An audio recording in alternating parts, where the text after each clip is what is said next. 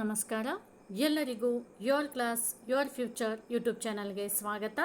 ಇಂದು ನಾವು 8ನೇ ತರಗತಿಯ ಹಿಂದಿ ವಿಷಯದ 2ನೆಯ ಪಾಠವಾದ ಮಿರ್ಚ್ ಮಸಾಲ ಈ ಪಾಠದ ಒಂದು ಪ್ರಶ್ನೋತ್ತರಗಳನ್ನು ನೋಡೋಣ. ಈ ಪಾಠದ ವಿವರಣೆಯು ನನ್ನ ಇನ್ನೊಂದು ವಿಡಿಯೋದಲ್ಲಿದ್ದು ಆ ಒಂದು ವಿಡಿಯೋದ ಲಿಂಕ್ ತಮಗೆ ಡಿಸ್ಕ್ರಿಪ್ಷನ್ ಬಾಕ್ಸ್ನಲ್ಲಿ ದೊರೆಯೋದು. तो चलिए देखेंगे पार्ट 2 मिर्च मसाला का प्रश्नोत्तर. ठीक है. अभ्यास. पहला प्रश्न है, एक वाक्य में उत्तर लिखिए. ಒಂದು ವಾಕ್ಯದಲ್ಲಿ ಉತ್ತರಿಸಿ. तो पहला प्रश्न है, एक दिन भोलू क्या कर रहा था. ಒಂದು ದಿನ ಭೋಲು ಏನು ಮಾಡ್ತಾ ಇದ್ದನು. और इसका जवाब है, एक दिन शाम को भोलू आंगन में बैठकर दूध पी रहा था. उत्तर है, एक दिन शाम को भोलू आंगन में बैठकर दूध पी रहा था. ಒಂದಿನ ಸಂಜೆ ಭೋಲು ಏನ್ರಿ ಅಂಗಳದಲ್ಲಿ ಕೂತು ಹಾಲು ಕುಡಿತಾ ಇದ್ದನು. दूसरा प्रश्न है, दूध कहाँ फैल गया. ಹಾಲು ಎಲ್ಲಿ ಚೆಲ್ಲೋಯ್ತು. उत्तर, दूध जमीन पर फैल गया. उत्तर फिर एक बार सुनिए, दूध जमीन पर फैल गया. ಹಾಲೇನೈತ್ರಿ ನೆಲದ ಮೇಲೆಲ್ಲ ಚೆಲ್ಕೊಂಡ್ಬಿಡ್ತು ಅಥವಾ ಹರಡ್ಕೊಂಡ್ಬಿಡ್ತು. ಫೈಲ್ನ ಮೀನ್ಸ್ ಹರಡೋದು. ಥರ್ಡ್ ಕ್ವಶನ್, दूध में उसको क्या दिखाई दिए. ಹಾಲಿನಲ್ಲಿ ಅವನಿಗೆ ಏನು ಕಾಣಿಸಿತು. उत्तर है, दूध में उसको 2 पंख दिखाई दिए. उत्तर है, दूध में उसको 2 पंख दिखाई दिए. ಹಾಲಿನಲ್ಲಿ ಅವನಿಗೆ 2 ರೆಕ್ಕೆಗಳು ಕಂಡವು. तो चलिए चौथा प्रश्न है, हीरा किसे न पचा पाई. ಅಂದರೆ ಹೀರಾಗ ಯಾವುದು ಇಲ್ಲಿ ಅರಗಿಸ್ಕೊಳ್ಳೋಕೆ ಆಗಲಿಲ್ಲ. और इसका उत्तर है, भोलू ने दूध में पंख वाली बात हीरा को बता दी और ये बात हीरा पचा ना पाई. उत्तर देखिए, भोलू ने दूध में पंख वाली बात हीरा को बता दी और ये बात हीरा पचा ना पाई. ಏನಂತಂದರೆ ಭೋಲು ಏನು ಮಾಡ್ತಾನ ಅಂತಂದರೆ ಹಾಲಿನಲ್ಲಿನ ಒಂದು ರೆಕ್ಕೆ ವಿಷಯ ಯಾರಿಗೆ ಹೇಳ್ತಾನೆ, ಹೀರಾಗೆ ಹೇಳ್ತಾನೆ. ಮತ್ತು ಹೀರಾ ಏನಂತಂದರೆ ಆ ಮಾತನ್ನು ಅವಳು ಅರಗಿಸಿಕೊಳ್ಳೋಕ್ಕೆ ಆಗಲಿಲ್ಲ. आगे देखेंगे. पांचवा प्रश्न, चंपा ने किसको देखते ही सारी बातें उगल दी. चंपा ಯಾರಿಗೆ ನೋಡಿ ಎಲ್ಲ ಮಾತುಗಳನ್ನು ಹೇಳಿಬಿಟ್ಲು. उत्तर है, चंपा ने अपनी सहेली चमेली को देखते ही सारी बात उगल दी. उत्तर है, चंपा ने अपनी सहेली चमेली को देखते ही सारी बात उगल दी. ಏನಂತಂದರೆ ಚಂಪಾ ತನ್ನ ಫ್ರೆಂಡ್ ಸಹೇಲಿ ಅಂದರೆ ಫ್ರೆಂಡ್, ಹೌದಾ. ಏನು ಆ ಫ್ರೆಂಡ್ ಹೆಸರು ಚಮೇಲಿ. ಅವಳಿಗೆ ನೋಡಿದ ತಕ್ಷಣ ಏನಂತಂದರೆ ಅವಳು ಎಲ್ಲ ಮಾತನ್ನು ಹೇಳಿಬಿಟ್ಲು. प्रश्न 6, चमेली ने चंपा से क्या कहा. इसका जवाब है, उत्तर, चमेली ने चंपा से कहा कि पूरा कबूतर तो इतना बड़ा पक्षी है, खाया कैसे होगा. उत्तर देखिए, चमेली ने चंपा से कहा कि पूरा कबूतर तो इतना बड़ा पक्षी है, ಖಾಯಾ ಕೇಸೆ ಹೋಗಾ. ಏನು ಹೇಳ್ತಾರೆ ಇಲ್ಲಿ ಚಮೇಲಿ, ಪೂರ್ತಿ ಒಂದು ಪಾರಿವಾಳವಂತೂ ಇಷ್ಟು ದೊಡ್ಡ ಪಕ್ಷಿ ಇದೆಯಲ್ಲ, ಅದನ್ನು ಹೇಗೆ ತಿಂದಿರಬಹುದು. सातवां प्रश्न है, दूर दूर से लोग क्यों आने लगे. ಅಂದರೆ ದೂರದಿಂದ ಜನರು ಯಾಕೆ ಅವರ ಒಂದು ಊರಿಗೆ ಬರ್ತಾ ಇದ್ರು. उत्तर, यह चमत्कार देखने के लिए दूर दूर से लोग आने लगे. उत्तर, यह चमत्कार देखने के लिए दूर दूर से लोग आने लगे. ಏನ್ರಿ ಆ ಒಂದು ಚಮತ್ಕಾರ ನೋಡೋದಕ್ಕೋಸ್ಕರ ಏನು ಮಾಡಕತ್ತಿದ್ರು ಅಂತಂದರೆ ಜನರು ದೂರದ ಒಂದು ಊರುಗಳಿಂದ ಬರೋದಕ್ಕೆ ಪ್ರಾರಂಭಿಸಿದರು. 8वां प्रश्न है, बेचारा भोलू ने भयभीत होकर क्या किया. ಏನು ಮಾಡಿದನ್ರಿ ಅವನು ಭಯ ಪಟ್ಕೊಂಡು. उत्तर है, बेचारा भोलू भयभीत होकर एक पेड़ पर छिप गया था. उत्तर है, बेचारा भोलू भयभीत होकर एक पेड़ पर छिप गया था. ಏನಂತಂದರೆ ಆ ಭೋಲು ಭಯ ಪಟ್ಟಿಕೊಂಡು ಒಂದು ಗಿಡದ ಮೇಲೆ ಹೋಗಿ ಅಡಗಿ ಕೂತು ಬಿಟ್ಟಿದ್ನು ಅಥವಾ ಅಡಗಿಕೊಂಡಿದ್ದನು. आगे बढ़ेंगे. दूसरा मेन क्वेश्चन, 2-3 वाक्यों में उत्तर लिखिए. 2-3 वाक्यಗಳಲ್ಲಿ ಉತ್ತರಿಸಿ. पहला प्रश्न है, भोलू क्यों घबरा गया. भोलू ಏಕೆ ಭಯ ಪಟ್ಟಿಕೊಂಡನು. और इसका जवाब है, उत्तर, एक दिन शाम को भोलू आंगन में बैठकर दूध पी रहा था. उसे खांसी आई.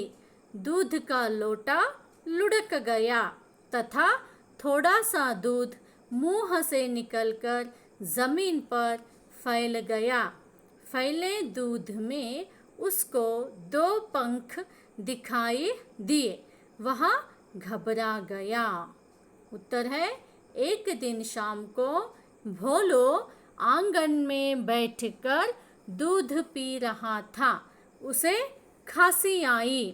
दूध का लोटा लुढ़क गया तथा थोड़ा सा दूध मुंह से निकलकर जमीन पर फैल गया.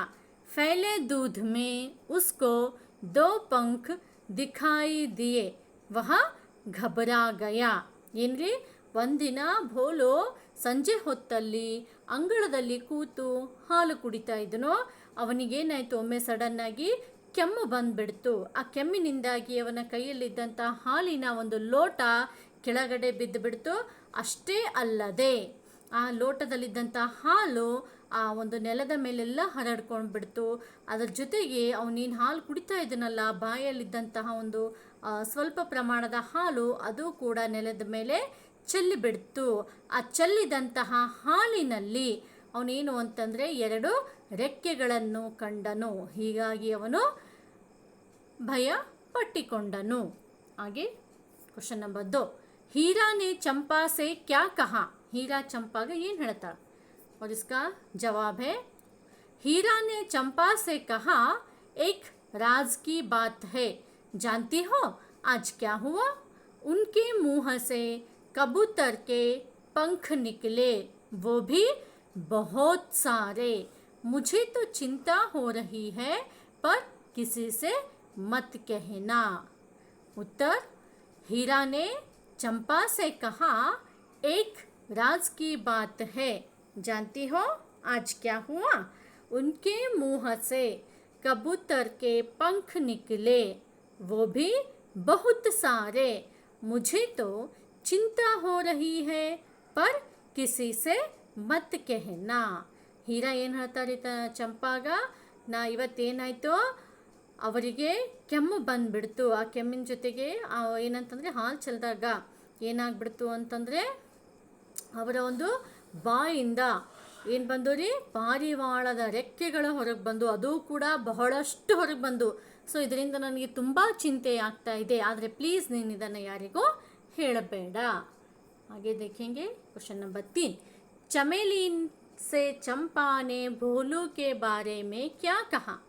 ಏನಂತಂದರೆ ಚಂಪಾ ತನ್ನ ಫ್ರೆಂಡ್ ಚಮೇಲಿಗ ಭೋಲು ಅವ್ರ ಬಗ್ಗೆ ಏನು ಹೇಳ್ತಾಳ. और इसका जवाब है, चंपा ने चमेली से कहा कि आज भोलू जी को खांसी आई और उनके मुंह से एक पूरा कबूतर निकला. यह बात कहने से पहले उसने चमेली से वादा करवा लिया कि वह किसी से यह बात नहीं कहेगी. उत्तर है, फिर एक बार सुनिए. चंपा ने चमेली से कहा कि आज भोलू जी को खांसी आई और उनके मुंह से एक पूरा कबूतर निकला. यह बात कहने से पहले उसने चमेली से वादा करवा लिया कि वह किसी से यह बात नहीं कहेगी.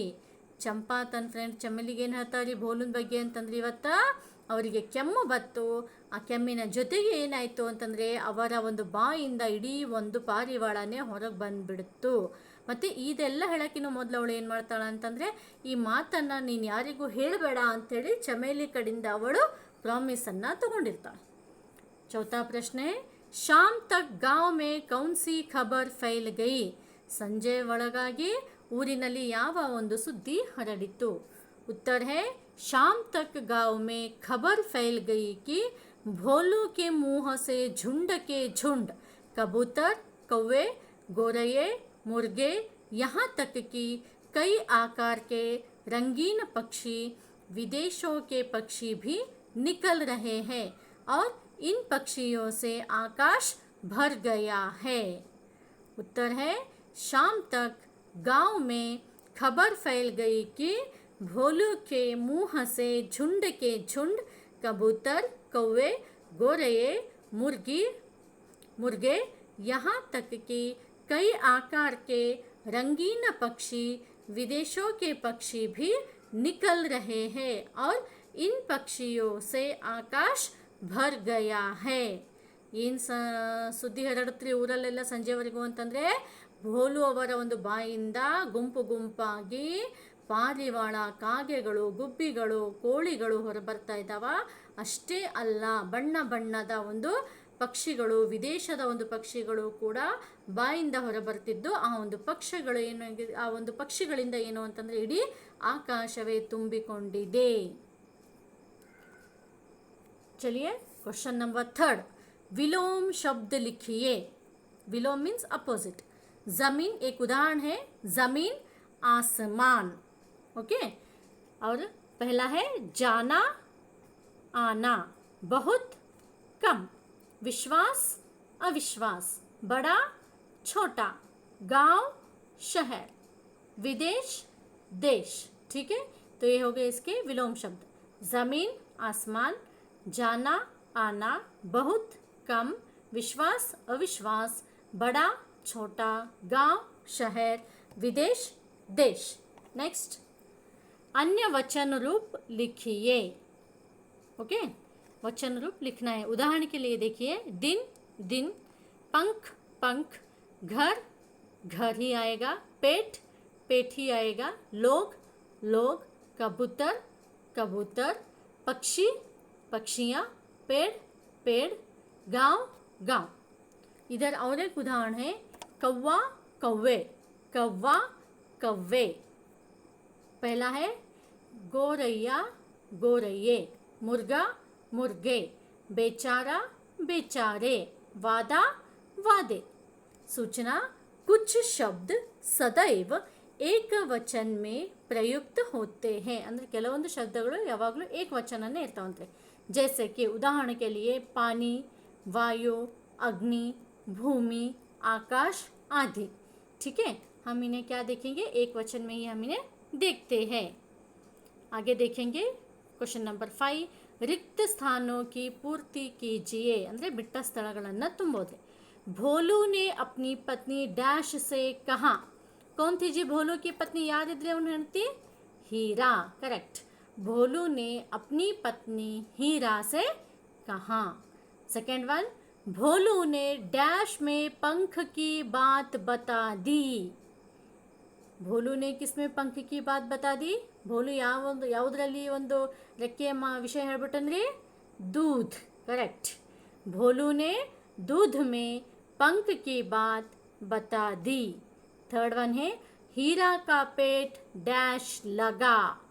और इसका जवाब है फूलने. हीरा का पेट फूलने लगा.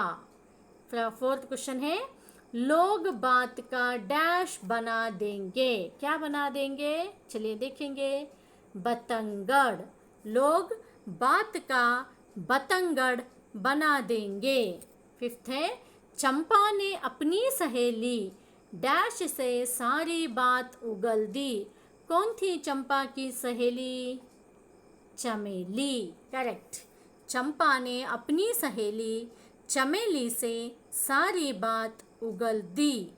सिक्स्थ है, गांव में खबर फैल गई कि पक्षियों से डैश भर गया। क्या भर गया पक्षियों से? आकाश। करेक्ट। गांव में खबर फैल गई कि पक्षियों से आकाश भर गया। नेक्स्ट क्वेश्चन नंबर 6, इन पक्षियों के नाम कन्नड़ अथवा अंग्रेजी में लिखिए। ಓಕೆನಾ? ಈ ಒಂದು ಪಕ್ಷಿಗಳ ಹೆಸರನ್ನು ಏನು ಮಾಡಬೇಕ್ರಿ? ಕನ್ನಡ ಅಥವಾ ಅಂಗ್ರೇಜಿ ಅಂದರೆ ಇಂಗ್ಲೀಷ್ನಲ್ಲಿ ಬರಿಬೇಕು. ಓಕೆ, ಆದರೆ ಇಲ್ಲಿ ಎರಡು ಕಾಲಮ್ ಕೊಟ್ಟಿರೋದ್ರಿಂದ ನಾವು ಎರಡು ಇದರಲ್ಲಿಯೂ ಬರೆಯೋಣ. उदाहरण के लिए कबूतर, कन्नड़ में इसको कहते हैं पारीवाड़ा और अंग्रेजी में कहेंगे पिजन. ठीक है. तो नेक्स्ट आएगा तोता. तोता को कन्नड़ में गिली, अंग्रेजी में पैरट. फिर आएगा मैना. कन्नड़ में मैना ही होगा और अंग्रेजी में भी मैना. कौवा, कन्नड़ का अर्थ है कागे और अंग्रेजी में इसको कहते हैं क्रो. नेक्स्ट आएगा बाज. इसका अर्थ है, कन्नड़ का अर्थ है हद्दू. इसमें कन्नड़ को हद्दू कहते हैं और अंग्रेजी में ईगल. नेक्स्ट गिद्ध. कन्नड़ रणहद्दू, अंग्रेजी वल्चर. नेक्स्ट गोरैया. कन्नड़ गुब्बच्ची, इंग्लिश स्पैरो. नेक्स्ट बगुला. कन्नड़ नीर हक्की और इंग्लिश में हेरॉन. नेक्स्ट मुर्गा, हुंजा, इंग्लिश में कॉक. नेक्स्ट चमगादड़. कन्नड़ बावली, इंग्लिश नली बैट. ठीक है. आगे देखेंगे क्वेश्चन नंबर 7, इन वाक्यों में छिपे पक्षियों के नाम ढूंढकर लिखिए. ಈ ಒಂದು ವಾಕ್ಯದಲ್ಲಿರುವಂತಹ ಅಡಗಿರುವಂತಹ ಪಕ್ಷಿಗಳ ಹೆಸರನ್ನು ಹುಡುಕಿ ಬರಿಬೇಕಂತೆ. ಆಲ್ರೆಡಿ ಇಲ್ಲಿ ಏನಂತಂದರೆ ಸರ್ಕಲ್ ಮಾರ್ಕನ್ನು ಮಾಡಲಾಗಿದೆ. ಹೌದಾ? ನೀವು ನೋಡ್ಬೋದು ಇಲ್ಲಿ. ಸರಿನಾ? उदाहरण के लिए अब तो ताज़ा फल खा लो. अब तो ताज़ा फल खा लो. अगर इसमें ढूंढेंगे तो तोता. ओके, कौन सा आएगा? तोता. ठीक है. फर्स्ट वन है, देखेंगे, तुमको यलहका जाना होगा. तुमको यलहका जाना होगा. यहाँ का तुमको का को और यलहका का यल मिला के क्या होता है? कोयल. पक्षी का नाम होदला. नेक्स्ट नोड्री, जब गुलाब देखती हूँ तब खुशी होती है. ಇಲ್ಲಿ ಜಬ್ ಮತ್ತು ಗುಲಾಬ್ ಇವೆರಡರ ಜಬ್ದ ಬ ತಗೋಬೇ. ಇಲ್ಲಿ ಜಬ್ದ ಬ ಮತ್ತು ಗುಲಾಬ್ದು ಗುಲಾ ಇವೆರಡು, ಈ ಮೂರು ಅಕ್ಷರಗಳು ಸೇರಿಸಿದಾಗ ಏನಾಗ್ತದೆ ರೀ? ಯಾವ ಪಕ್ಷಿ ಹೆಸರಾಗ್ತದ? ಬಗುಲಾ. ನೆಕ್ಸ್ಟ್, तुम मृगालय में घूमो रमेश. यहाँ पर घूमो का मो और रमेश का र, ये दोनों मिला के क्या हो गया? मोर. मोर होगा.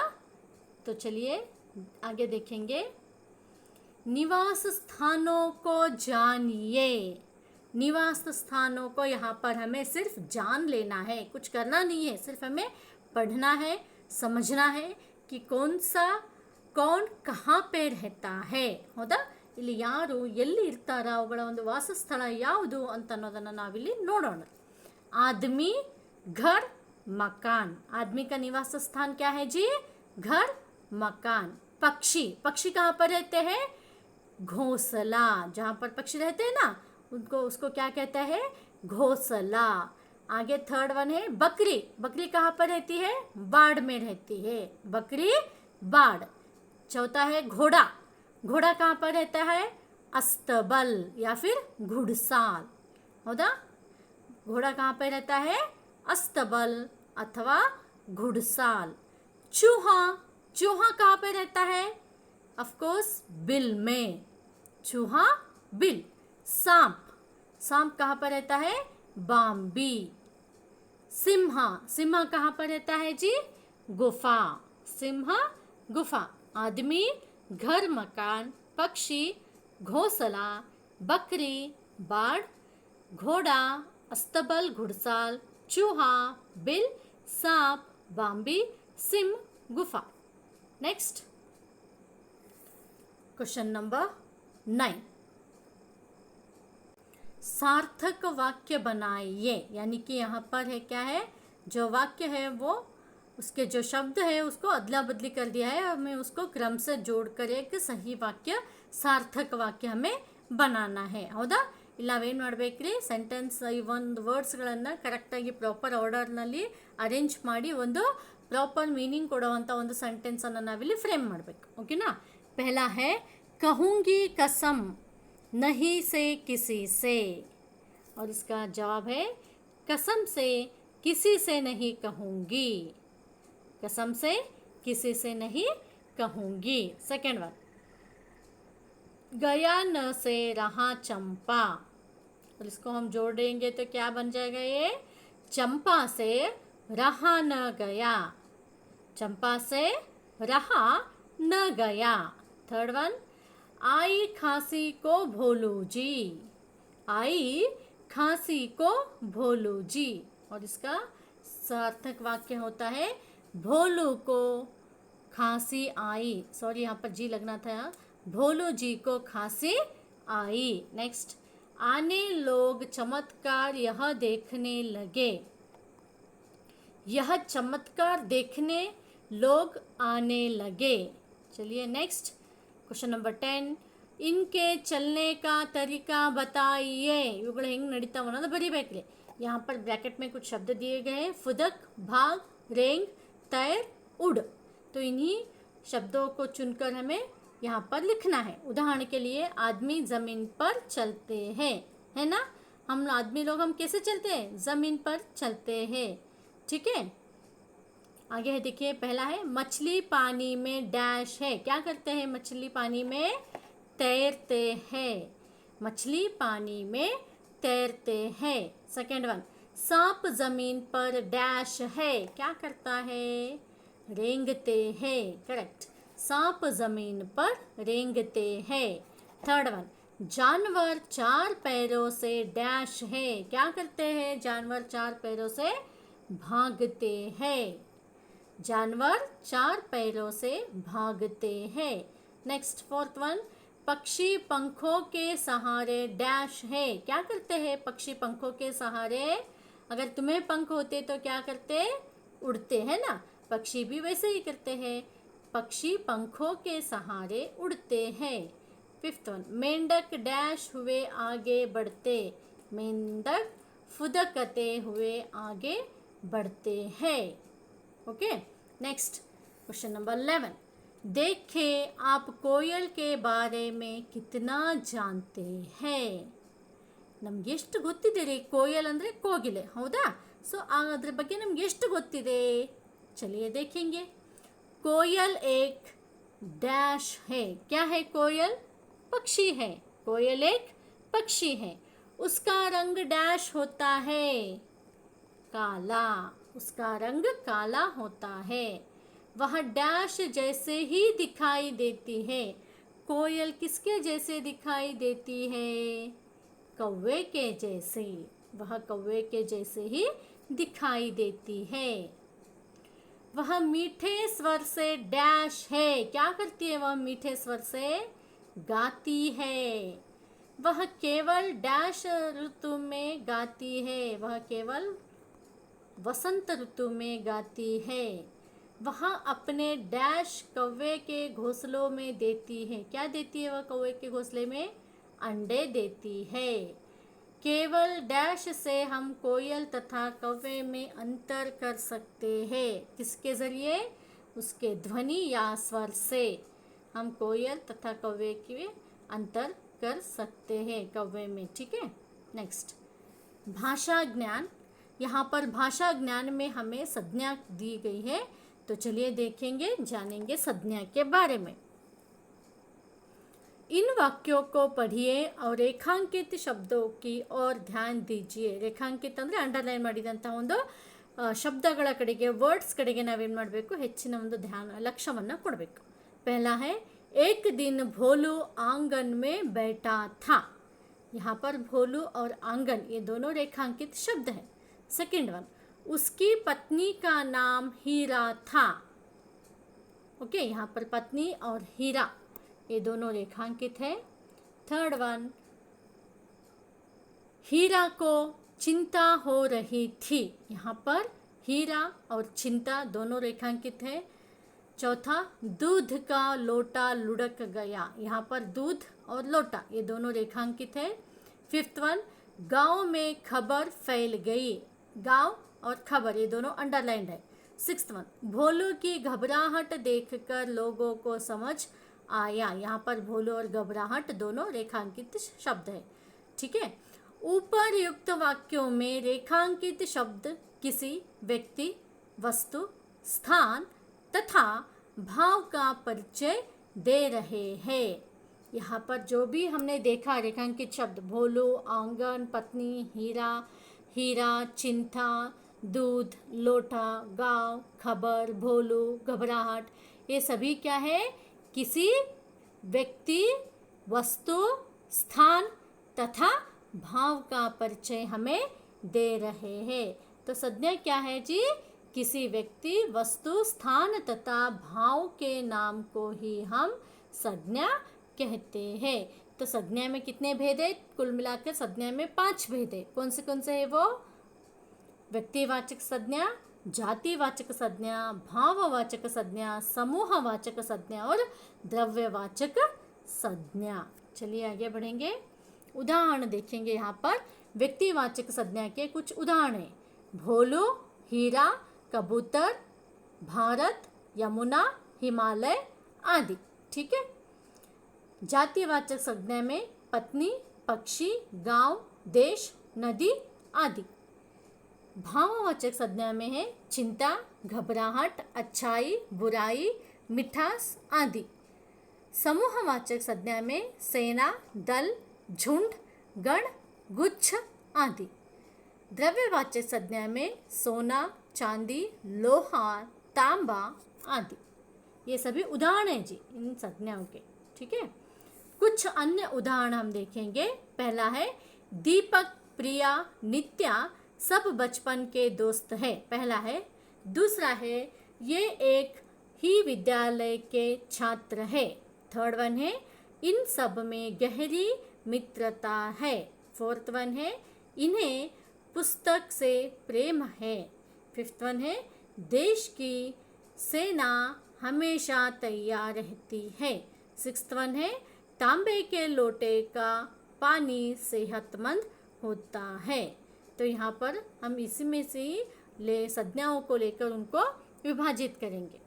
व्यक्तिवाचक संज्ञा में आएंगे दीपक, प्रिया और नित्या। जातिवाचक संज्ञा में है विद्यालय, छात्र, पुस्तक और लोटा। भाववाचक संज्ञा में है बचपन, मित्रता, प्रेम, दोस्ती। समूहवाचक संज्ञा में आएगा सेना। द्रव्यवाचक संज्ञा में है तांबा और पानी।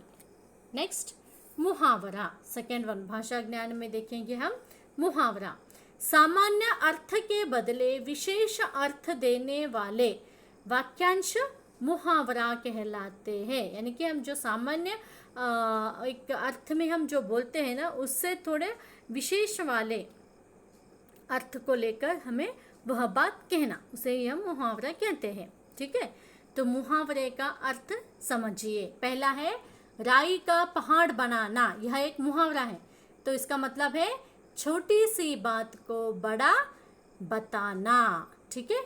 सेकेंड वन है आग बबूला होना, और इसका मतलब होता है अत्यंत क्रोधित होना। थर्ड वन बाएं हाथ का खेल। बाएं हाथ का खेल का मतलब है अधिक आसान, इजीली कोई भी काम करना। कहते हैं ना मेरे बाएं हाथ का खेल है, यानी कि बहुत आसान है मेरे लिए तो काम।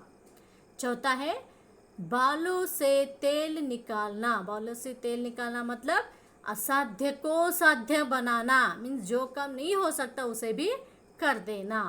पांचवा है 9-2-11 हो जाना। 9-2-11 हो जाना यानी कि भाग जाना।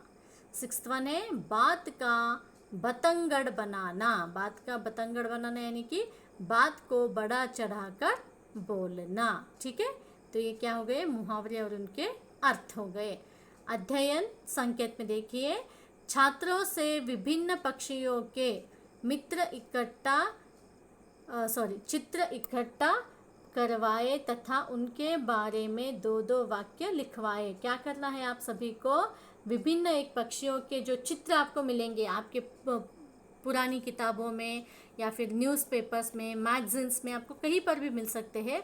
तो आप क्या कीजिए, उन चित्रों को, उन पिक्चर्स को क्या कीजिए, आप सबको इकट्ठा करके उनको क्या कीजिए, अपने नोटबुक में उनको चिपका के उनके बारे में 2-2 लाइन लिखिए। वो क्या है, उसका नाम क्या है, वो कैसा दिखता है, वो कहाँ पर रहता है, वो क्या खाता है, ऐसे, ठीक है। और उसकी विशेषता क्या है। सेकंड है, हमारे राष्ट्रीय पक्षी मोर के बारे में एक परियोजना तैयार करवाए, ठीक है। थर्ड है, संज्ञा का अभ्यास कुछ अन्य वाक्यों के प्रयोग के साथ करवाए। तो यह सभी क्या है, अध्ययन संकेत है। तो इस वीडियो को अंत तक देखने के लिए धन्यवाद। अगर आपको ये वीडियो पसंद आया होगा तो इस वीडियो को लाइक, शेयर और कमेंट ज़रूर कीजिए। और आने वाले वीडियोस को देखने के लिए मेरा channel your class your future को सब्सक्राइब ज़रूर कीजिए। Thank you.